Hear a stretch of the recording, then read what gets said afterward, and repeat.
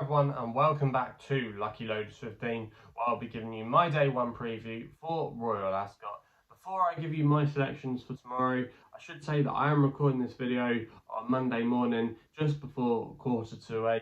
I will be doing videos for all 5 days. The times might vary when they get uploaded due to the fact that I am going to be busy with work this week. I've got a lot of other things going on, but I will be doing videos for all 5 days, and fingers crossed we can have a good week. So let's get straight into it then. I should say that I am going to avoid the Queen Anne Stakes. I just think Babe will win. I thought Real World might finish second and was worth a look in the without markets, but I just think he's a little bit too short. I think 6 to 4 I saw earlier, and that just didn't appeal to me to put him up. So yes, I'm going to stay away from the Queen Anne Stakes. So that means the first race we are going to be given a selection for a Royal Ascot this year is going to be in the 305. It's the Coventry Stakes. And I quite like the chances of here of one of the bigger price, and that's Scholarship for Adam Kirby and Clive Cox. Currently available at 18 to 1, 6 places on offer at SkyBet at that price. I'm going to recommend a 0.5 each way selection. Now this horse Scholarship, I was quite taken with him when he won at Haydock. I actually backed him that day. I like the way he looked in the prelims, and he was very professional going down to post, and then he showed the same attitude during his racing. He didn't get the clearest of passages getting into the race, but then when he did get clear in the last furlong, he quickened away nicely, and he didn't look like he was out of second gear. He definitely won a shade cosily, and to me, I thought this is a horse that could be one to follow in stakes company this year. He's very profitable, which is a sire I like. I think he's definitely a little bit underrated as a sire. He's done quite well since he's gone to the stallion ranks. And Scholarship, for me, I just think there could be a bit more to work on from that Haydock run. He wasn't particularly strong in the market. I think he was around 10 to 1. So it was clear that the Clive Cox team maybe didn't fancy him as much as what obviously happened in the end. Because normally when Clive Cox 2-year-olds are fancied, they're normally favourite, or they're normally a lot shorter in the market. So it might have come as a little bit of a surprise to them. But I think a Scholarship, I think he could still have some improvement to come. He recorded an RPR of 87, which is about similar to quite a few in here. But the way he won his race, I'm willing to take a chance that he could be a little bit better. Clive Cox won this race with Nando Parado a couple of years ago, and I just think he could be in the same mould. He's got not a bad draw as well. He's going to be drawn high. There could be a bit of pace on as well, which will suit him. I think he's got a good chance in this race tomorrow, and I'd be disappointed if he couldn't at least be in the first 6 places. I think at 18 to 1, I think that's a fair bet to kick things off. So yeah, that's why he's going to be my selection there. We then go to the King's Stand, where I'm going to be putting up 2 selections here.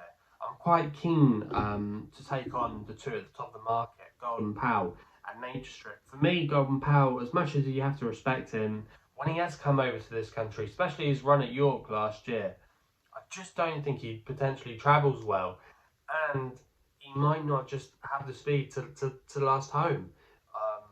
He was disappointing in the Nunthorpe. He went miles clear, and in the end he finished 7th and was eased down in the final furlong, and I think the same could happen here. Nature Strip, he's never travelled outside of Australia as far as I can see. He's an 8-year-old as well, so he's not getting any younger, and this is going to be the first run he's had for a while. Okay, I'm sure he's done plenty of work, and you have to respect the Aussies' bullish comments, but a lot of the Aussie sprinters that have come here in recent years, there have been a few, just haven't been quite able to live up to the billing. So I'm quite keen to take him on. And I just think, with that in mind, there could be an absolute pace burn-up front, and it could set up for the closers. And one of the selections I'm going to put up here, I'm going to be putting up 2, is Mondammej for Cam Hardy and Tony Britton. Currently available at 66 to 1 with 5 places on offer.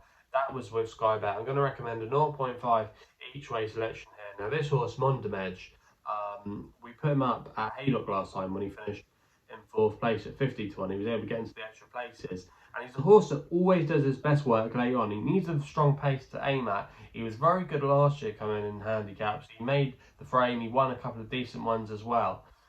And I just think there could be a little bit more to offer this season. He caught the eye at Newmarket when he finished 8th in a 5 furlong race there. His run last time out at Haydock, I think, was good, and that was joint career best effort on RPRs of 107. I think there could still be a little bit more to come. Arecibo placed in this race a couple of years ago, who had a similar kind of profile. Just sort of 66 to 1. You're getting nearly 13, 14 to 1 for him to finish in the first five. I thought that was a more of an appealing proposition than backing a horse like Nature Strip or Golden Pal for the win.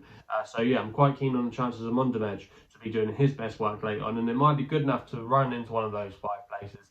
And the same could be said, I think, for St. Lawrence, for Andrea Zani and Roger Veron. He's going to be my other selection in the race. He's exactly the same price as 66 to 1, 5 places on offer.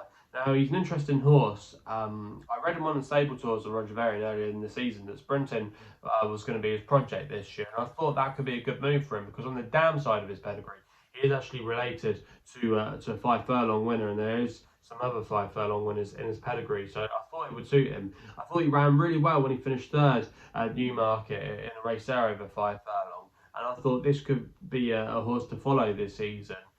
He then went to France last week on soft ground at Chantilly, and he just didn't like it. That is not his conditions. He also as well raced a little bit lately, and that's probably why they're putting the blinkers on, but I think you can put a line through that run, and it's interesting that they're coming here only a week later. I think he's definitely been a little bit underestimated in the market. He's drawn in still 16 as well. Not a bad place to be. He's got some good form here at the course.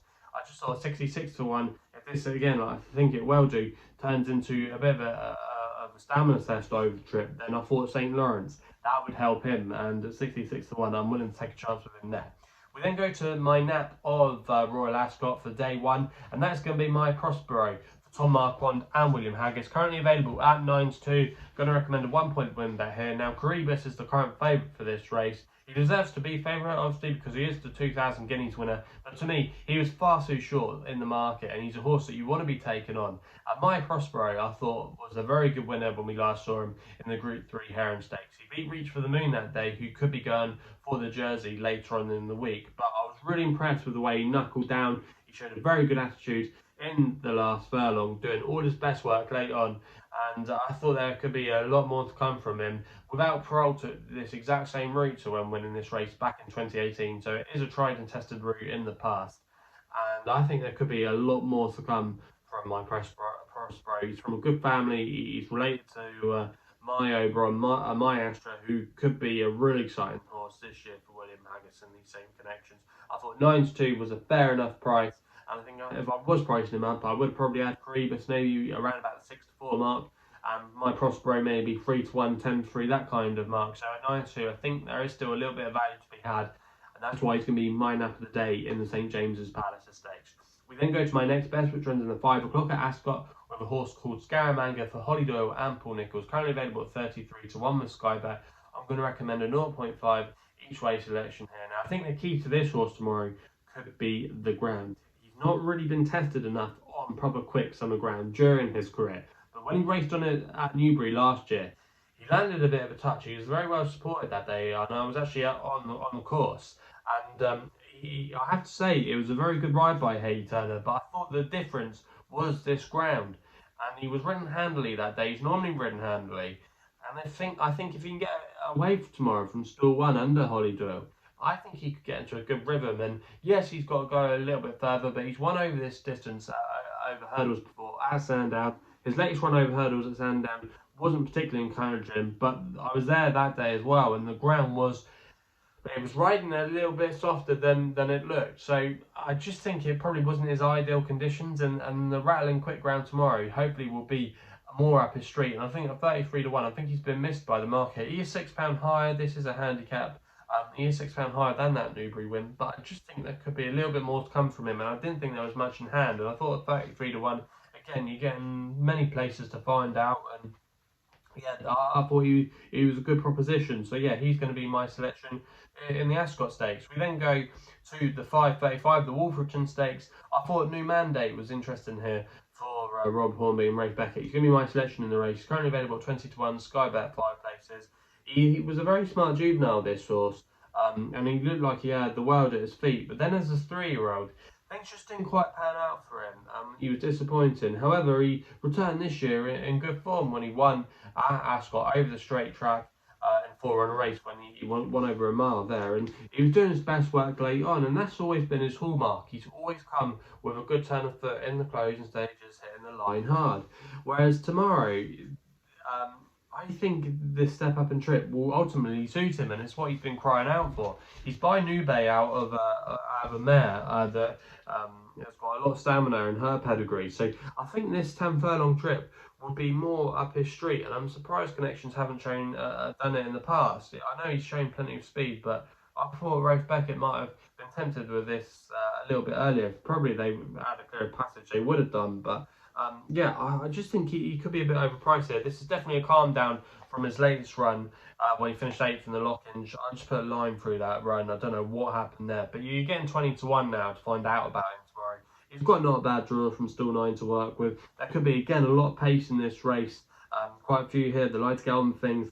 And I just thought if he's given a patient ride, Rob Hornby can hopefully come in the home straight and yeah, maybe able to pick up a few. And yeah, at 20-1, I thought he was a good price there, and that's why I'm going to put him up in the Wolferton. We then go to the Copper Horse, which is the last race on the card, and I thought Plantinumcard here was interesting for Ryan Sexton and Gordon Elliott. Currently available at 16-1 with William Hill and Betfred. I'm going to recommend a 0.5 each way selection. They're offering 5 places here. Now, Ryan Sexton is a jockey that I have been following quite a lot this season. I think he's definitely worth his £5 claim, and his agent has been giving him some good rides. And it's interesting that he's coming down to Royal Ascot to ride Plantinumcard. Plantinumcard is a very interesting horse. He did quite well last year for Keith Dalglish on the flat. He was versatile on all kinds of ground.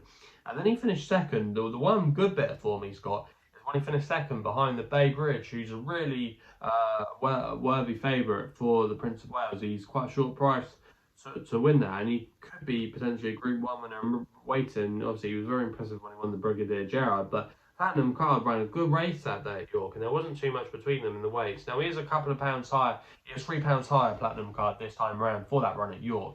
But I just thought that was interesting that Gordon Elliott wanted to come in with him. He's not got a bad draw to work with as well. And I just think the £5 claim of Ryan Sexton could make all the difference. I didn't think this was a particularly strong race this year. I didn't think there was anything that was standing out as being miles ahead of the handicapper. And I just saw at 16-1 there, I thought he was a good each way price. We know he can save the trip. He's versatile on all kinds of ground. He's got some good form next to his name. Yeah, I'm quite keen on the chances that he might run a big race, and that's going to be my final selection on day 1 of Royal Ascot. So that rounds off things for the opening day. Let me know in the comments box below what you're going to be backing at Royal Ascot tomorrow. You have a big fancies as well for the week. If you're enjoying these videos as well, please remember to hit the thumbs up button and to subscribe here to the YouTube channel at Lucky Loads 15. If you want to follow me on the socials, Twitter and Insta, my handle is at LuckyLoader15. And that's all I got to say, so please gamble responsibly, and we'll be seeing you again soon.